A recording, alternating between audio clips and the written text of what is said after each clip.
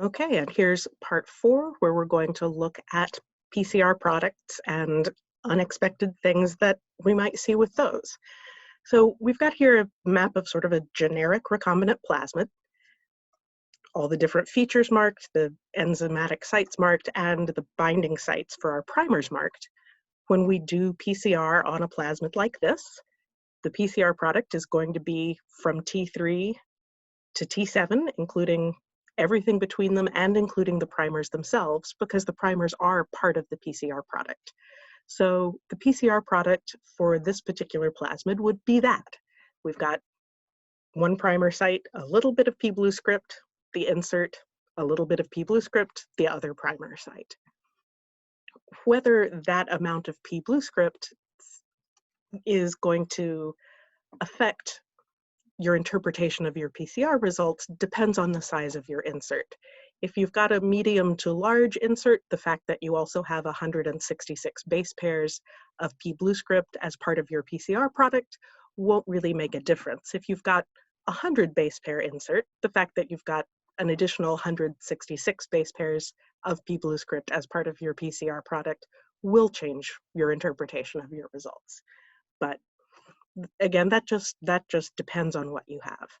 So a common question is, what if you have a concatemer? What if you have two pieces of yeast DNA that ligated together into P-blue script to make your recombinant plasmid? A pretty common misconception there is that that would give you two PCR products, one for each piece of yeast DNA. But notice, looking at this, that it's all still between T3 and T7. Your PCR product is going to be this regardless of how many EcoR1 sites are in between. Our record is 5 different fragments of yeast DNA all ligated together into the same recombinant plasmid. That student still only had one PCR product. It just had EcoR1 sites in it. But since we don't digest the PCR product, it was only a single band. So let's look at some results. Here we've got 2 different students with very different plasmid yields, but who both clearly have small inserts. And then if we look at their PCR results, I just finished telling you that you should only have one PCR product, and these lanes clearly show 2.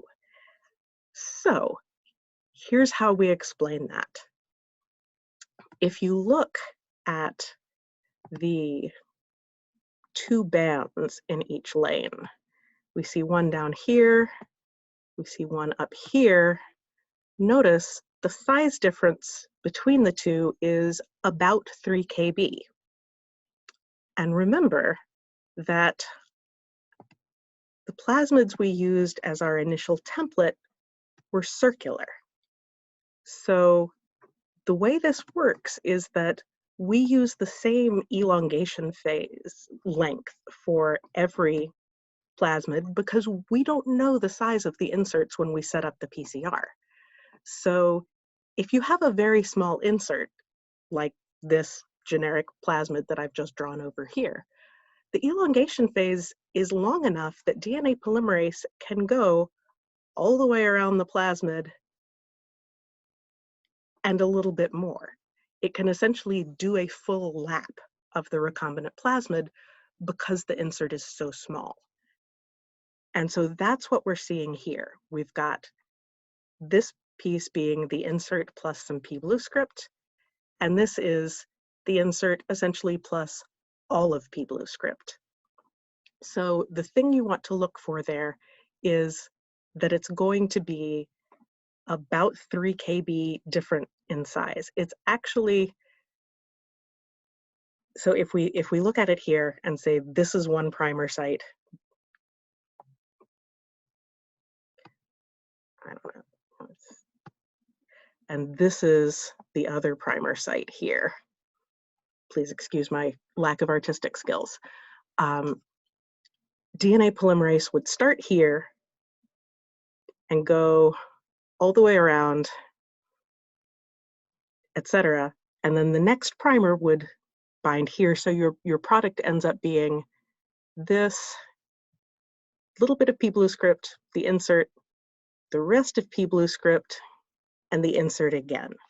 So, but it's going to be about a 3 KB difference in size, and that's what you look for when you're looking at those PCR products. So if you see two bands in your PCR lane, and one of them is very small and the other one's about 3 KB larger, the small one is your real PCR product. The larger one, even if it's brighter, the larger one is the result of DNA polymerase doing a full lap around your plasmid. And you can effectively ignore it when you're trying to figure out your insert size. So that's how we can get strange looking PCR results. Hopefully your gel results will be a little less strange to try to interpret, but hopefully also this will set you up for figuring out what's going on with them if they are a little on the odd side. And at this point, I'm going to stop this one and we'll pick back up with looking at Sanger sequencing.